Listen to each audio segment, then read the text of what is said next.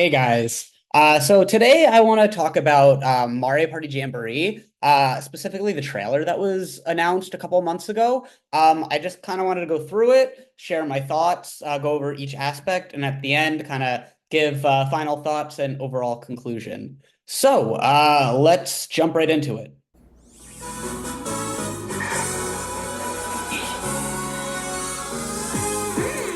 The latest game in the Mario Party series takes place on an enormous island resort. Get ready to jump into the biggest selection of Mario Party minigames yet in Super Mario Party Jamboree. Right off the bat, this presentation looks pristine, immersive, grandiose. This is a good start. Let's keep going. First, let's see some of the new boards where you'll compete to collect the most stars. Take the escalators to travel between floors in Rainbow Galleria. Use in-game coins to get a star at half price when they're on flash sale. But act fast. This looks really cool. I love the concept. The artistry is great. The whole three-floor model is an original layout idea. I'm curious about the parameters of the flash sale. Like, how often does it occur? How long does it last? Is there a way to activate slash deactivate it? This could lead to some great strategy benefits. So overall, I'm really excited about this board. Ride around and stay on track in Roll'em Raceway.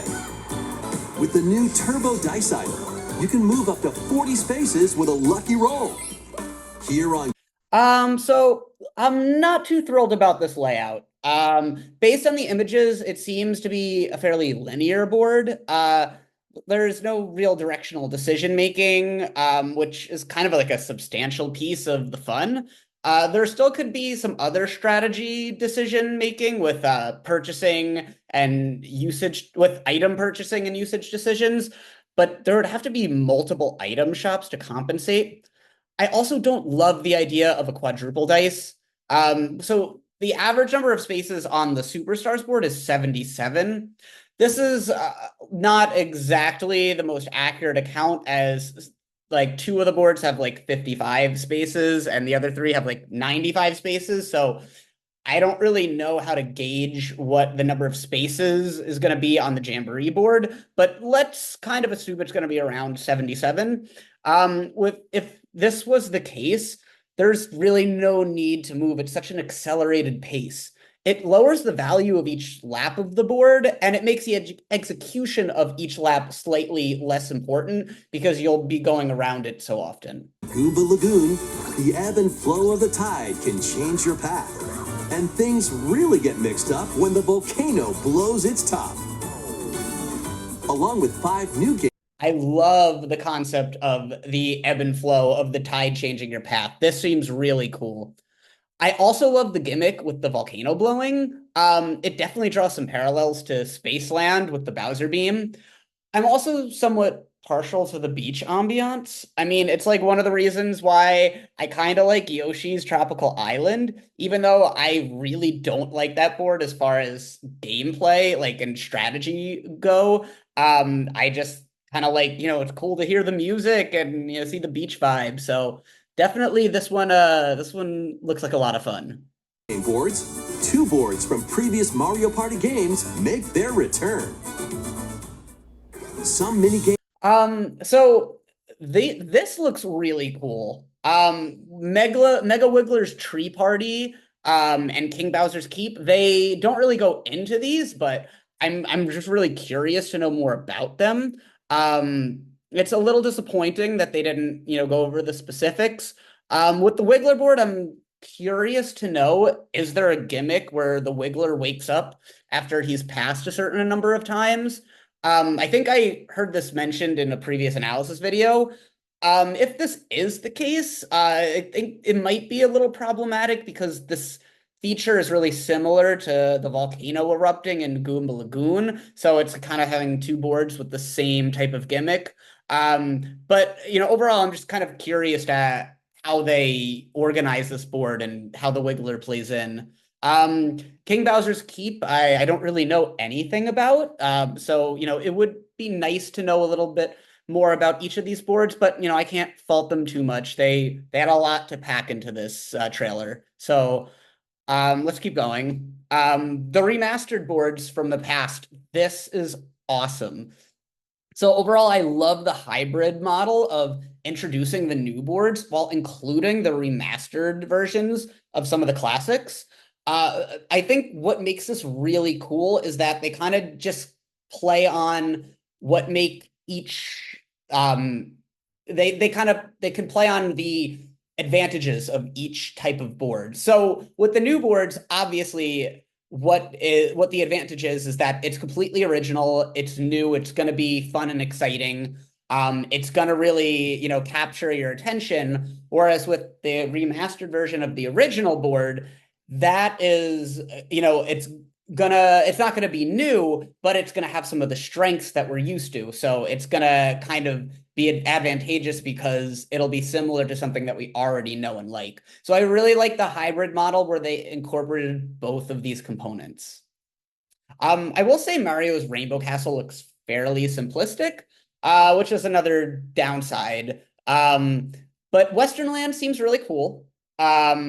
I don't really remember these too much from the original Mario parties. I kind of only remember like Spaceland, Horrorland, the Pirate Land. The others are a little blurry to me, but really, I'm just kind of happy they're bringing back the boards from the original Mario Party because it worked so well in Superstars. Games are action-packed challenges, speed trials, a battle of wits, and more. And some are controlled by gently shaking or tilting your Joy-Con controllers.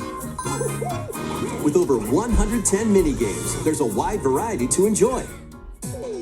Okay, so 110 mini games sounds great. It's 10 more than Superstars, which is nice. And it also seems that many, if not all, are original mini games, which is such a refreshing addition. So I actually, while I do like the mini games in Superstars, I mean, they're really just the mini games from the first 10 Mario parties. I'm not particularly partial to mini games in general. I'm more into the board strategy. Don't get me wrong, the mini games are fun, but what really keeps me invested is the strategic play on the board. I'm actually kind of totally cool with this because it'll just like, hey, give me what I know and love with the board and just throw whatever at me in the mini games, and I'm down for it. One minor complaint is that I don't love the shaking and tilting aspect of the mini games, but I hear that that's something that you can disable, so I guess it's not even really a complaint at all. Also, up to 20 players can go head-to-head online in the Coupathlon mode. Compete against your rivals and aim for first place. Try your best to come out on top. So I'm curious about the Coupathlon mode. It seems similar to Mario Kart, or really just an overall team slash individual minigames marathon. I saw on Reddit that it's a remake of Coinathlon, which I'm not really familiar with. And to be honest, it seems like the least appealing component of this trailer, but I'm certainly willing to give it a try. Wait, there are even more new modes? The biggest Mario Party yet will soon be underway when the Super Mario Party Jamboree game launches on the Nintendo Switch system October 17th. Okay, so final thoughts. I'm really excited about this game. The presentation looks very promising. The truth is that myself and several others have been waiting for Mario Party Superstars DLC boards for a while now, and this is basically that, if not slightly better. Because we're getting 7 basically new boards. Yes, I'm going to include the 2 remastered versions of the previous boards as new. So that's really awesome. So now to get into my skepticism about this. I'm a bit skeptical mostly about the aesthetics of the game. It looks very similar graphically and stylistically to Super Mario Party, which had a lot of flaws in my opinion. Mainly the boards just being weak and having less than optimal gameplay structure. There were features on the boards that really didn't align with the most competitive gameplay. The spaces in particular were not the best. They had a lot of weird spaces that I felt kind of just threw off the balance of, fairness. Being able to acquire allies wasn't my favorite part because it threw off the pacing, just in the sense that players were allowed to, obtain or acquire like multiple allies, and then they could just race through the board in 2 or 3 laps, especially because the boards were smaller and didn't have as many spaces to begin with. So I thought that was a downside. I also thought, like, because the allies were not evenly distributed amongst the players, there was an element of unfairness with this as well. I like the concept of the different dice blocks because of the strategy involved. I like the idea of having to choose the best dice block available to yourself based on the specific situation. The problem with this is that each character had a different dice block, so it kind of threw off, again, the balance of fairness. I think a better way to do this would to simply give each player 3 to 4 dice blocks, but like the same dice blocks for each player. So then you have the same thing for each player, but you still have that strategy element. Finally, there's the issue of random bonus stars. It's nearly impossible to incorporate this element into strategic gameplay because you don't know what it is you're supposed to be playing for. So I really just overall didn't love the random bonus stars.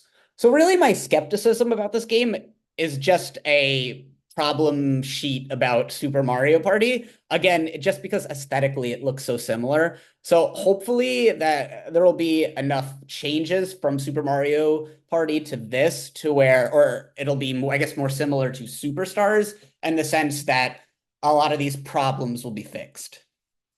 So let's go into more of the positives. It looks as if though the spaces are more similar to Superstars, which is great. It was pointed out in in a previous analysis video that there are blue spaces, red spaces, lucky spaces, item spaces, battle spaces, chance time spaces, and Bowser spaces. This is awesome. It was also pointed out in that previous video that event spaces and bank spaces were omitted from this. So I'm a little worried about how this will, affect the overall style of gameplay. But, again, I am excited for, how they're going to incorporate these similar spaces, the ones we're familiar with, into these new boards. So hopefully this will be an overall benefit to the strategy element. But really, I guess my positive is more just overall, like, I'm really excited about this. They seem to have put a lot of thought into this. I mean, 7 boards, 110 mini games. They have different modes, and like they seem to have this whole world with this entire immersive aura of like all these different features. And I am just so excited to explore all of the hard work they seem to have put into this. So I really hope I'm right. I'm really looking forward to October 17th. So I guess that's kind of it for this video. Let me know what you guys think in the comments. I want to know, do you agree? Do you disagree? Are you more positive about this? Do you share some of the same skepticism that I do? Drop it all in the comments below. Drop a like, share, subscribe. Please do anything you want. I really hope that you guys are as excited as I am because this seems really cool. So I guess that's it for now. Have a good day, guys. I'll see you next time.